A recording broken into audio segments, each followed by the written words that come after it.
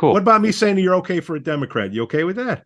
Love that. I wish I could use that moving forward.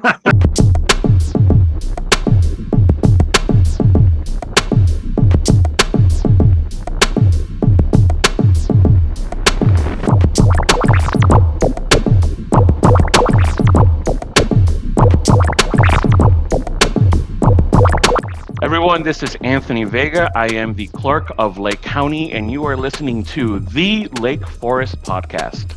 The Lake Forest Podcast is supported by viewers, listeners, and businesses just like you.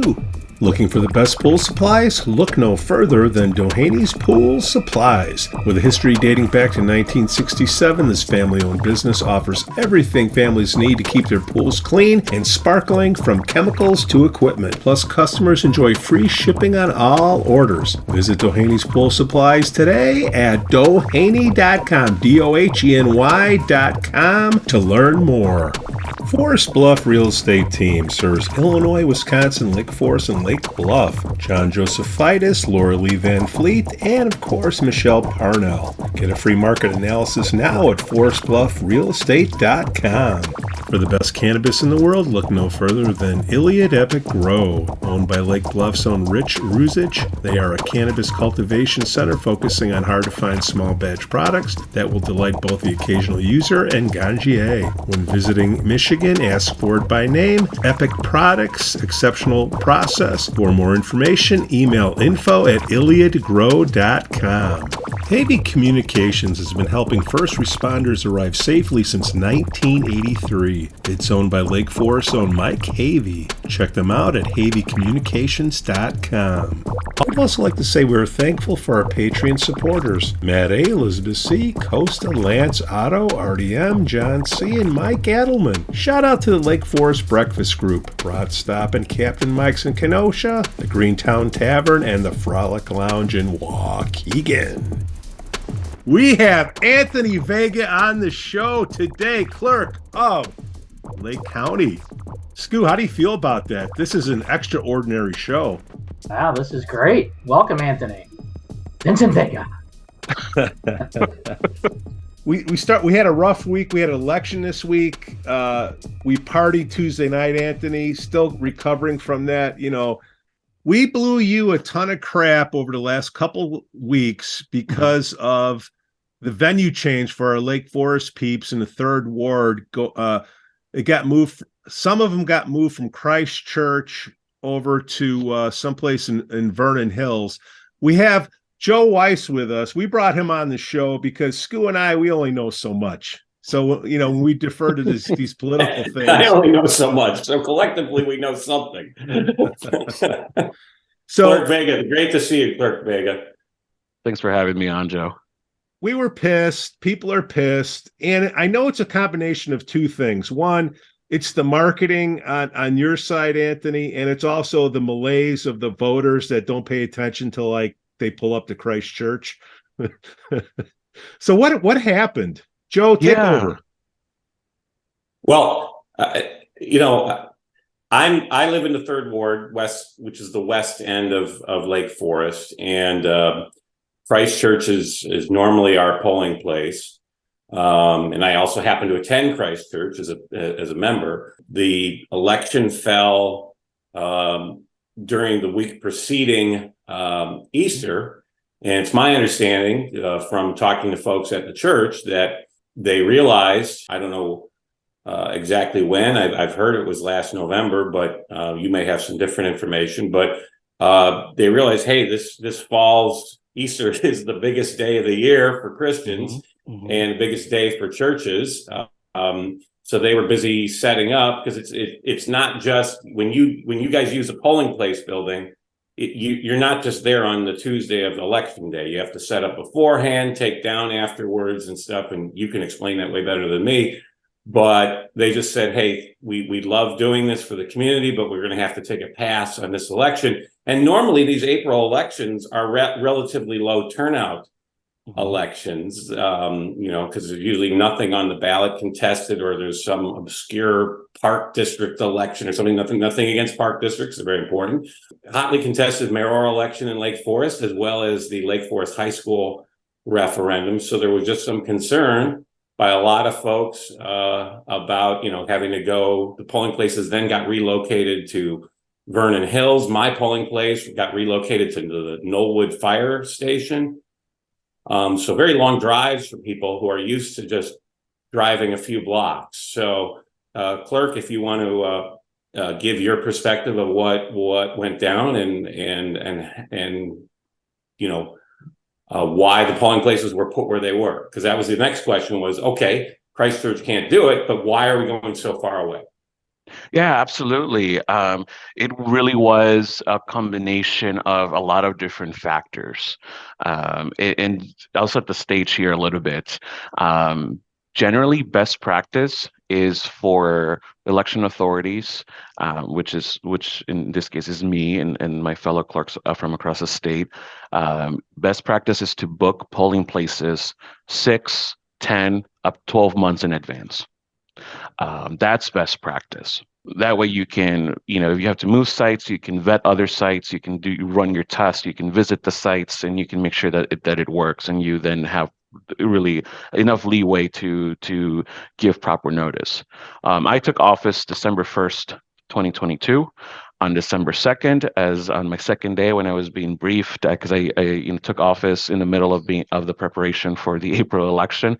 On December 2nd, I was briefed that 0 sites had been booked for the February primary in North Chicago or Waukegan, and 0 sites had been booked for the April election. Across the whole county? Across the whole county. Wow. And we're talking 100 plus sites. We have 431 precincts in Lake County, and so, and just so you know, even though I still had 4 months to go, I have to have a list compiled to the State Board of Elections, and the deadline for that was mid-January. But before I can send it to the State Board of Elections, the county board has to approve the polling sites. And so I have to make sure it runs through the committee process, which then cuts down on the time I had. And my deadline to get an agenda item to the county committee agenda was, I believe, December 31st. It was the last business day of December, which really meant that I had 3 weeks to book 100 sites, because most of our polling partners during the holidays, either they take the full week off around Christmas time, or they take the week off around New Year's.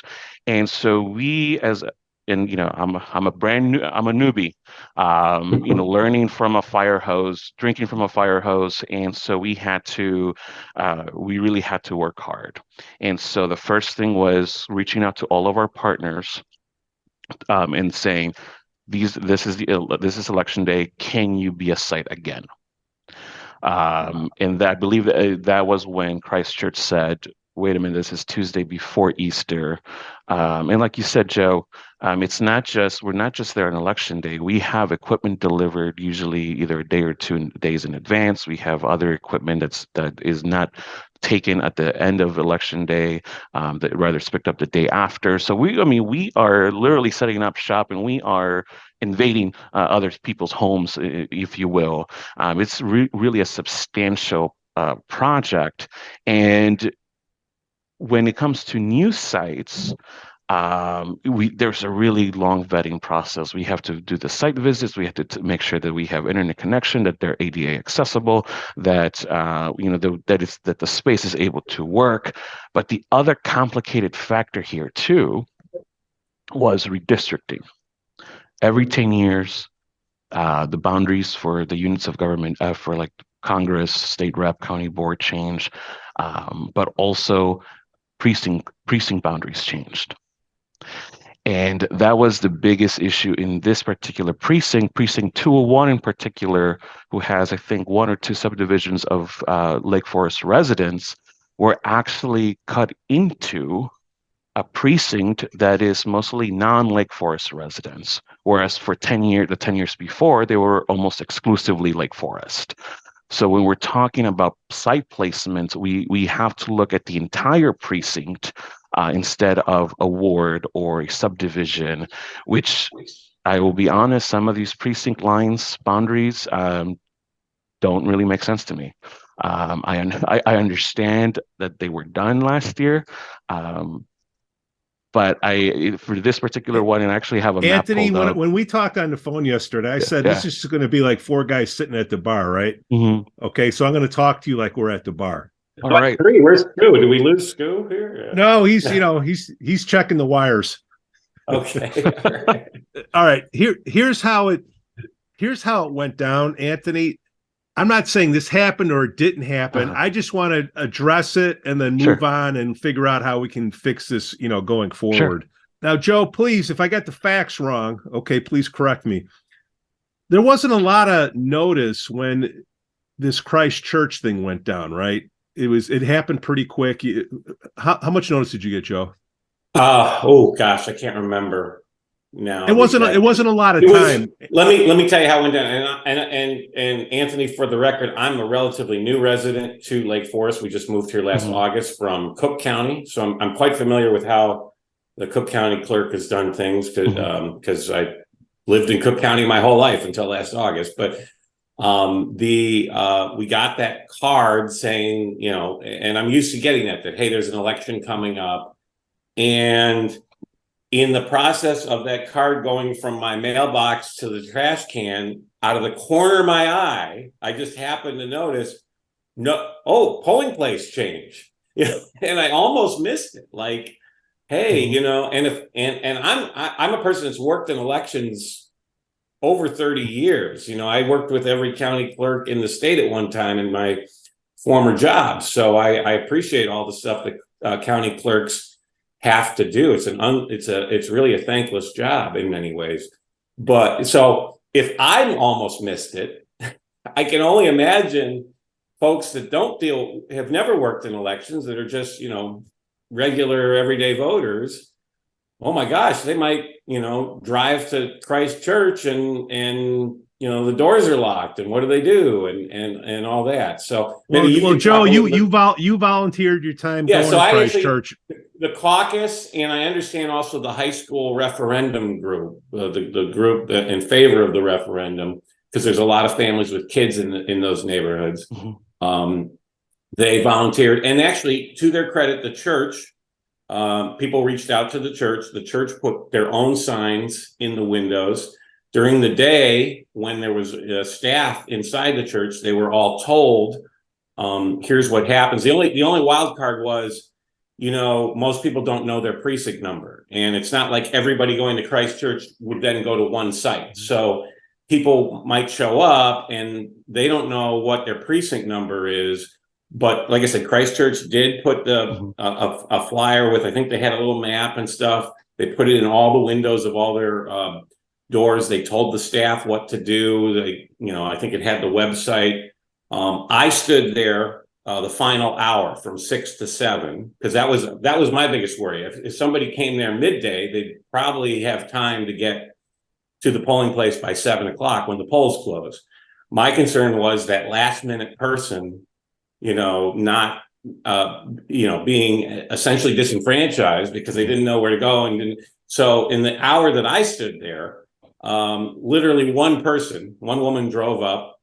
I had I didn't have your website on there because it wasn't as mobile friendly, which maybe you might want to look at that in the future. But I had the State Board of Elections website, which was up to date because I tested it with my home address. And if you just punch in your home address, it tells you where to go. She happened to be voting at Greg's Landing in Vernon Hills.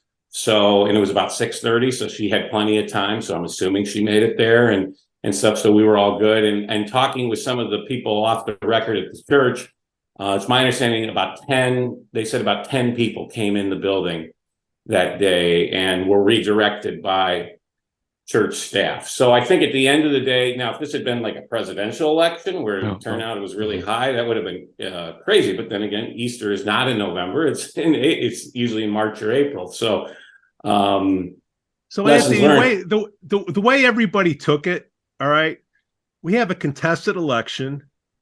Okay, Lake Forest is, I don't know what the political term is, moderate to right. I don't know. You're Democrat, and people are like, hey, wait, man, we're getting screwed. This is against, the caucus, and you get all this wasted energy out there. And look, we may be moderate. Skoo won't tell us what he is, okay? But we are independent thinkers, and when I put it out there, Do I need to? Do I need to tell you? Well, Anthony probably knows because he's the county clerk. He has access. No. Look you up. so everybody, you got finger pointing, and then I try to FOIA to see what the communications are, and I'm sure that that'll come in. Sure. And it's not just Lake County, it's Lake Forest, it's everybody, where this FOIA process, Freedom of Information Act, okay, you have 5 days to respond to the thing. So when I send an email out, I fill out your PDF, I send it in, and it there's no receipt, day 1, day 2, day 3. And I know it's election time and all that, but unless there's a receipt back, I'm like, wait a minute, are they sitting on this thing, or are they trying to play games that say, well, I just received it 5 days later, so I get another 5 days. So you have all that stuff going on. Okay. Sure. So look, you called me up on the phone, which I respect, okay, which is a lot more than a lot of people that I know in this town would do. So I respect you. You told us what happened. And now what can we do going forward? Look, you're new.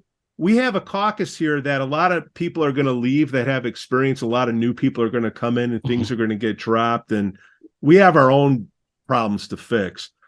But can the aldermen, like of whatever the wards are here in Lake Forest, help you out, or that's not their thing? It's a precinct thing. How can we fix this thing going forward so we can blow you crap for other things besides this? Sure. Well, first and foremost, I know what I can do better now, right? 4 months in, I know lessons learned from my end. As soon as we wrap up this election and we certify the results, we're swinging right into polling sites for 24, for March and for April. And what does that mean is going back to Christchurch. Actually, one of the HOA presidents said, what about the Lake Forest Graduate School of Management? It's right there. It may be helpful. But really is me going to your city clerk. Hey, these are the precincts in Lake Forest. These are the sites so far that have said yes or no. And for the ones that said no, can you work with me on alternatives? I have a similar. Do we have a city clerk in Lake Forest? I don't know the answer to that. Yes. We do? Okay. Yes, because I newcomer here. Sorry. No, I actually worked with Biddy. I gave her the information so she could do. I think it's Margaret Boyer. Yeah, Biddy Boyer, or she goes by, her nickname is Biddy.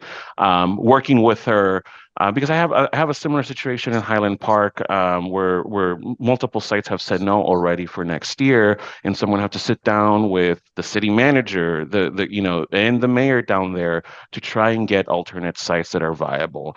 I have the lead time now to do that, and certainly then is giving information to local stakeholders like the Lake Forest podcast and say, hey guys, I need your help to, these are the changes. I need some help here, letting people know. Because Joe, that little red text of polling site change, that was actually new. We actually, that was a new simple thing that I thought would catch people's attention, because I knew that if I received it, it was going to go straight into the trash can. And my goal was, let's put something bright and red that says polling site change to at least try and prevent that. And that's what caught my eye, the bright and red thing. So going forward, because, look, the type of people we are, we don't want to point at things without offering a solution. Sure. How do we fix this where the old people leave and the new people come in? That's what happened to you. You came in and you had this crap ton full of stuff. How can the handoff be a little bit smoother? If you had a magic wand, Anthony, what would be your suggestion? And then how would we make that happen? I really think the outgoing and the incoming, they have to agree that for the greater good, there has to be some sort of transition plan, right? There has to be some handoff of information, whether you agree with the outgoing or you disagree with the incoming. We're all here trying to do something for the greater good. Sometimes, obviously, it doesn't happen. because of personalities or because of. Oh, wait a minute. Was it a Republican before, and then the Democrats come in, and then they're like, "Screw you guys, we're going to leave you with a." She was a Democrat, and then she became a Republican. Is that what? She was elected as my predecessor was elected as a Democrat, switched parties, and I did reach out during my transition, and staff Anthony, I get it. I get it. So this is part of probably still a better transition than the 45th to 46th president, but that's nothing. All right. So when you have, look, Democrats, Republicans, whatever, the outliers, for the better good of everybody. Sure. Okay. Don't leave people hanging. Right. Sounds like you got left hanging. You didn't say it. I said it, Anthony. Okay. So going forward, don't leave people hanging. And there's got to be some type of handoff transition. I don't know how to do it, but that's what needs to happen. Joe, am I right?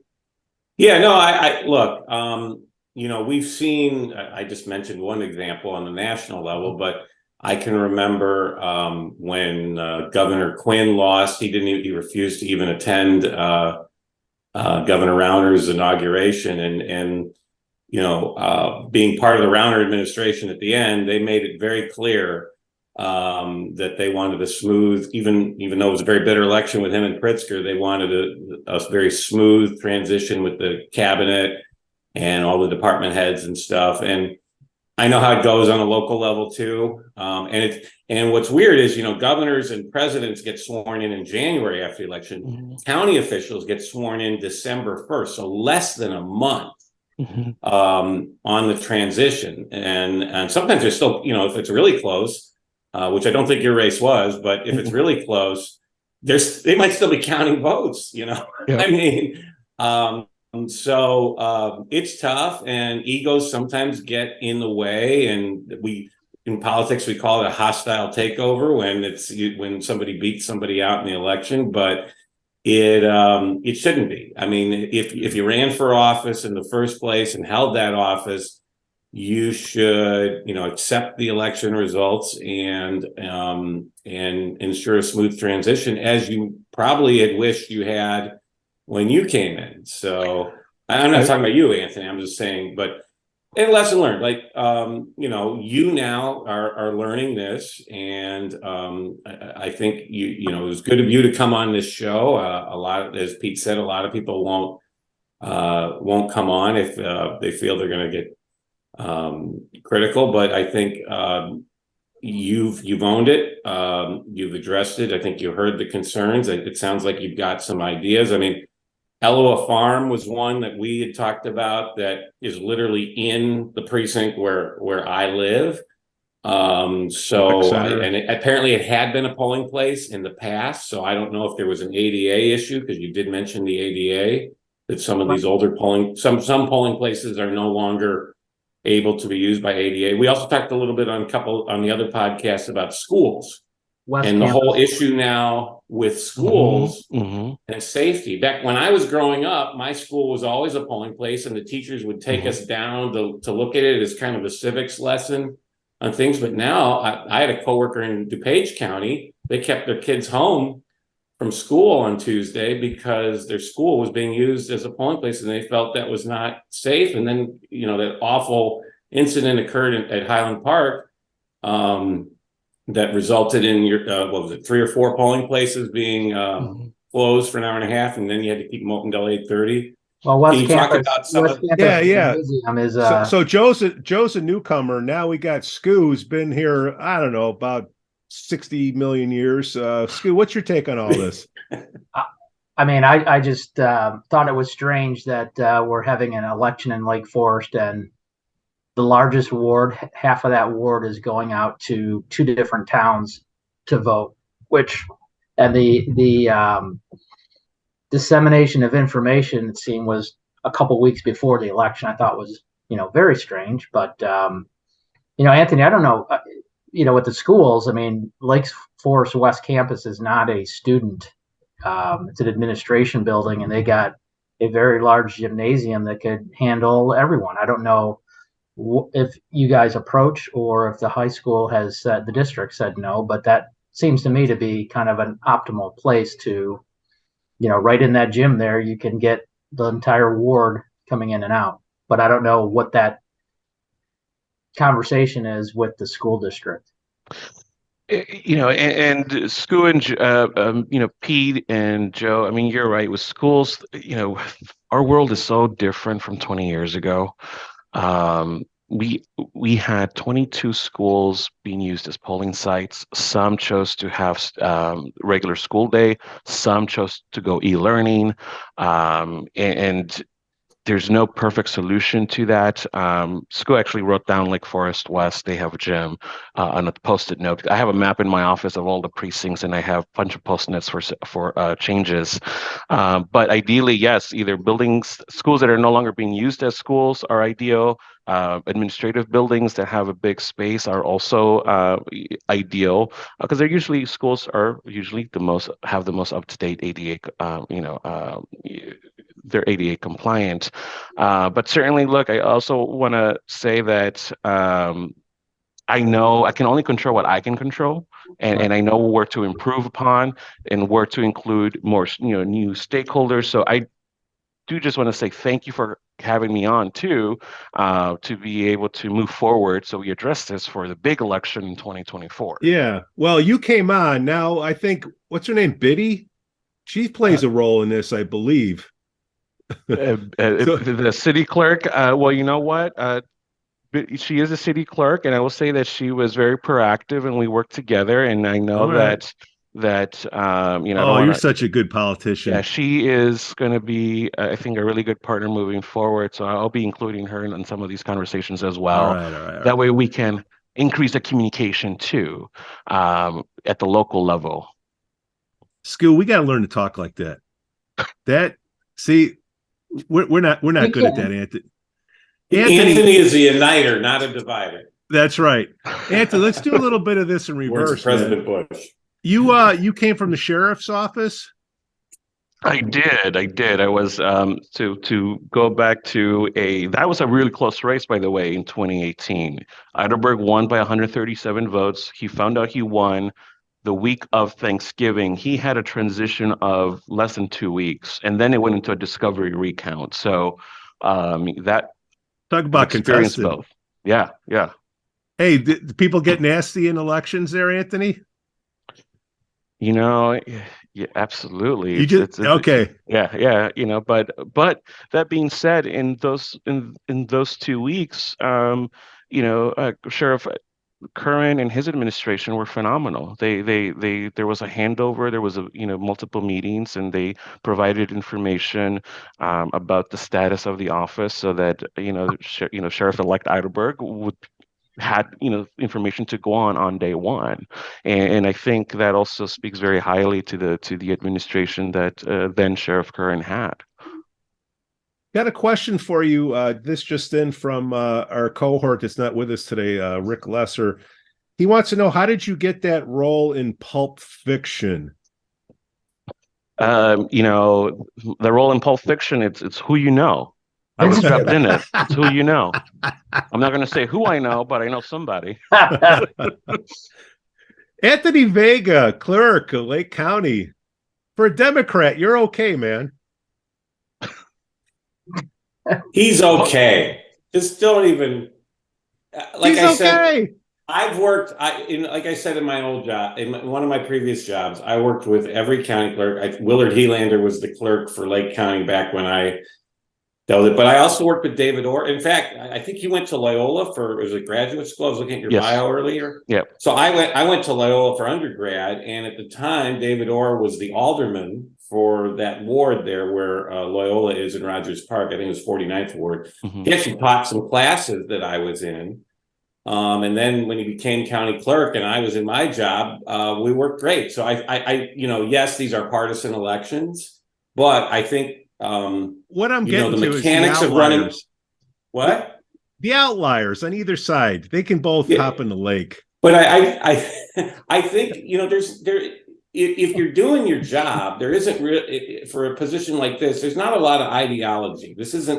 We're not talking about, it's not our identity or abortion or some of those divisive issues.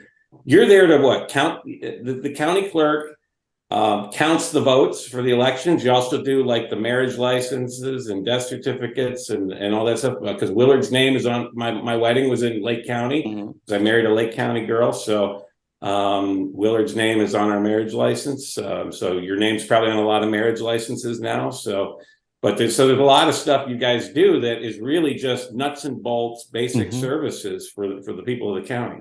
And I will say, I will vouch for the mail-in, because the Republicans, they don't like the mail-in stuff. I know you guys cringe when I say it, but I say the things that people are thinking in the bars, okay? The mail-in process was very efficient. I'm not stirring anything, Skoo. I'm giving kudos to the guy. I did it for the first time. I signed up online, very easy. It came in the mail. I filled it out. I went to the mailbox, the special mailbox, put it in. I got a text the next day that my vote was received. So, bravo. We're right now renovating our big vote by mail room, but that is a really impressive operation. And Skoo, I see you stirring things, but I gotta talk. No, I'm not stirring it. Time. He's saying I'm stirring things. Stirring the one. This is a topic for another time. But checks and balances when it comes to vote by mail is really impressive. And so I'm glad, Pete, that you had a really good experience with that. Well, I'll tell you what. Hey, thanks for your time. We got to do another show because people like this. They want to know what's going on, because once they know what's going on, then they'll find another conspiracy, and then we'll get to that one. You know what I mean? Anthony, understood. Anytime, come on, man. I appreciate you coming on, and like Pete said, not a lot of people talk, but no one wants to come on, and you're the man. Respect. You can become a co-host, Anthony. I came on, and now I'm like here almost every week. So you could be a co-host with Pete. You could do some restaurant reviews with. But you got to drop as many names as Joe does. Then you're. I only dropped 3. God, I'm writing them all down. I remember this guy. I remember this woman. I remember it. Man. Well, look, having a good memory is a blessing and a curse. It's Anthony Vega, clerk of Lake County. Thank you for coming on the show, my friend. Well, thanks, pleasure. Anthony. Thank you for having me on. Great Easter. All right. Happy Have Easter, a good day, guys. All right. Yeah, William Griffin. We forgot to give him kudos for winning. Good guy. Job, he had the most votes, 27,000, something like that. Yeah, he worked it. He worked very hard, and he deserves it. Seems like a really good guy. He likes you, Skoo. In spite of that, I voted for him. So I gave credit to the TAC team for cleaning up the signs. That's the city workers. Joshua Hucker, man, thank you. Yeah, I saw that. Yeah. 4 a.m. out there cleaning that crap off the street. They can't go on private property. I hope the people remaining out there that still have it in their yard for whatever candidate, take it down. Come on, it's like I think I saw 3 this morning when I was driving. Pick up your poop bags. What? Yeah. Pick up your poop bags. Yeah, that's right. Tired exactly. of seeing all those laying around. This is why there were no yard signs in front of our house, because I don't do it. I don't do yard signs. Oh, see, the caucus. I understand the Beidler campaign dropped their challenge at the State Board of Elections this morning, Friday morning. That's just. Well, maybe they listened to what I said on the podcast of, do you want to be a sore loser or do you want to be gracious? So, okay, if they drop that means that the likelihood of them suing goes down, or we don't know. Where did this suing come in, Pete? Yeah, there was never a lawsuit, Pete. It was a challenge. No, but at the State Board of Elections. No, beyond that. I suppose if you lose the challenge, you could file a lawsuit in court, but that would be extreme. Yeah. But that you still, even though you have at a hearing at the State Board of Elections, it's highly recommended that you have an attorney. So, the thought was they were just doing it to run up the legal bill for the caucus. But that saved them $3,000. Whatever. Thank you for. But it's done. They did the right thing because it was a frivolous challenge. The caucus filed the procedures. If they had gone forward, they would have lost the hearing at the Beidler campaign or whoever filed it, Caputo. would have lost the challenge. So I think it's the right thing to do. It showed that Prue has been gracious since she called Randy Tack election night, and I understand from what I heard it was a very nice conversation, all things considered. And I think he told Dorfman that he would like to sit down with her at some point. So those we've, like I said before, there's ways to handle defeat, and that's how people judge you. I mean, the Clerk Vega just showed an example of how not to handle defeat by his predecessor. So if you're in this for the right reasons, you're going to handle it the right way, win or lose. Joe Weiss, thank you for your political wittery. Happy Easter, guys. Happy Easter, my man. Happy Easter, Joe. Come to Christ Church. You're welcome. There's too many polling boxes in right there. With us. See you guys. Take care. All right, man. The Lake Forest Podcast is supported by viewers, listeners, and businesses just like you. Looking for the best pool supplies? Look no further than Dohany's Pool Supplies. With a history dating back to 1967, this family-owned business offers everything families need to keep their pools clean and sparkling, from chemicals to equipment. Plus, customers enjoy free shipping on all orders. Visit Dohany's Pool Supplies today at doheny.com, DOHENY.com, to learn more. Forest Bluff Real Estate Team serves Illinois, Wisconsin, Lake Forest, and Lake Bluff. John Josephitis, Laura Lee Van Fleet, and of course Michelle Parnell. Get a free market analysis now at forestbluffrealestate.com. For the best cannabis in the world, look no further than Iliad Epic Grow. Owned by Lake Bluff's own Rich Ruzich, they are a cannabis cultivation center focusing on hard-to-find small batch products that will delight both the occasional user and ganjier. When visiting Michigan, ask for it by name. Epic Products, exceptional process. For more information, email info@iliadgrow.com. Havey Communications has been helping first responders arrive safely since 1983. It's owned by Lake Forest's own Mike Havey. Check them out at haveycommunications.com. We'd also like to say we're thankful for our Patreon supporters: Matt A., Elizabeth C., Costa, Lance, Otto, RDM, John C., and Mike Adelman. Shout out to the Lake Forest Breakfast Group, Broad Stop and Captain Mike's in Kenosha, the Greentown Tavern, and the Frolic Lounge in Waukegan.